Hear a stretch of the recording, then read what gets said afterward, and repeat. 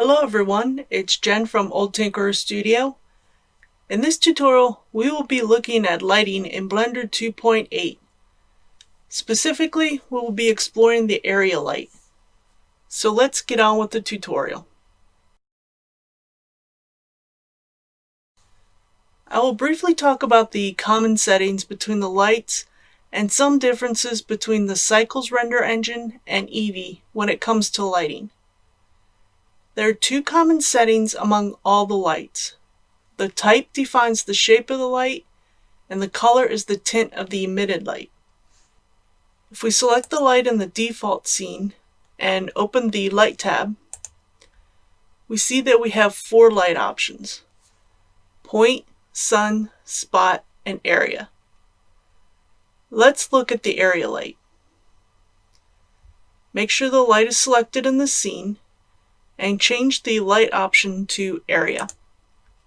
The area light simulates light originating from a surface emitter, such as a TV screen. This type of light produces shadows with soft borders. If we scroll in close to the light, notice that there is a square emitter that we can work with when we're using this type of light. The direction can be changed by rotating the area light, just like any other object. In render mode, if we move the area light up and down along the z-axis, we can see how the light fall off changes the lighting on the cube. If we move the area light to the top center of the cube,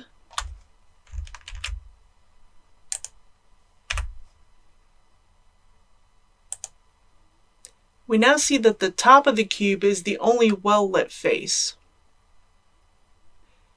This will be more evident when we change the color.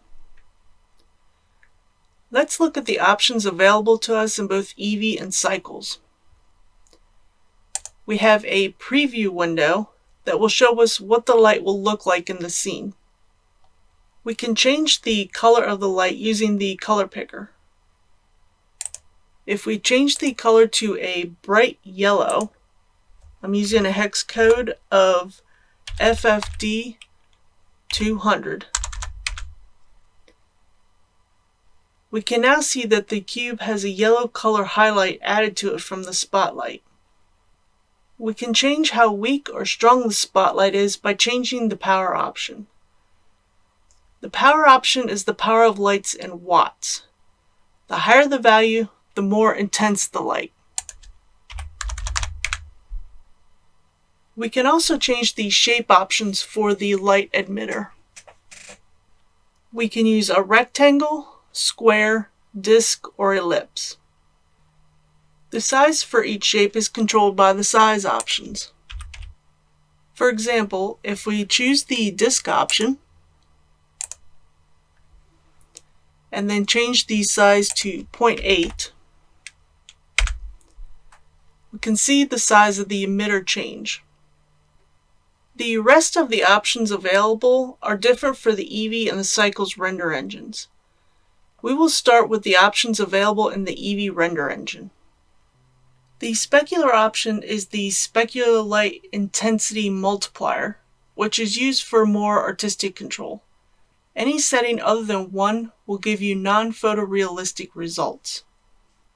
Custom distance sets a custom attenuation distance instead of a global light threshold. Attenuation means that objects further from a light appear darker. Distance determines where the light influence will be set to 0. If we change the light distance to 20, we notice that the objects further away now become darker. The shadow option contains two properties: clip start and bias. The clip start is the distance from the light where the shadow map starts.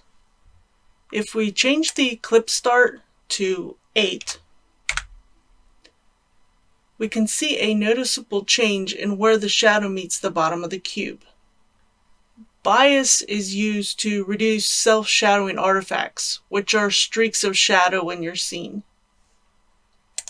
Contact shadows are used to fix light leaking caused by bias or shadow map undersampling. The distance property refers to the world space distance in which to search for screen space occluder, which is the approximation of the ambient occlusion effect in real time. As soon as we turn on contact shadows, we see a difference in how the shadow hugs the bottom of the cube. If we change the distance to 5, we can see a change in how the shadow acts. The bias property is applied to ray tracing to reduce self-shadowing artifacts, and the thickness property is used to detect occlusion. Now let's look at the options available in the Cycles render engine.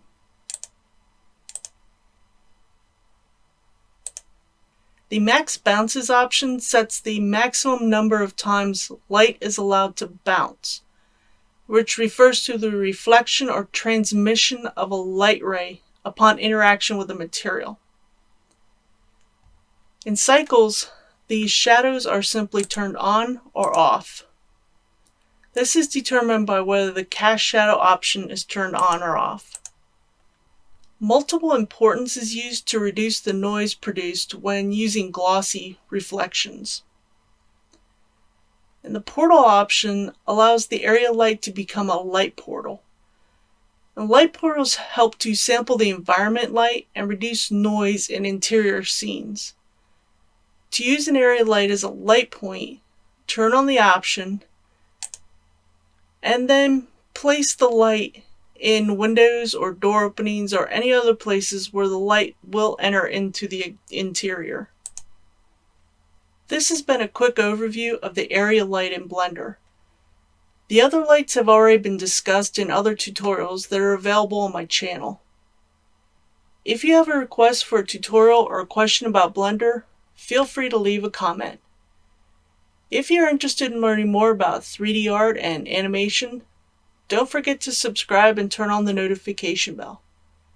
Thanks for watching. Have a good day.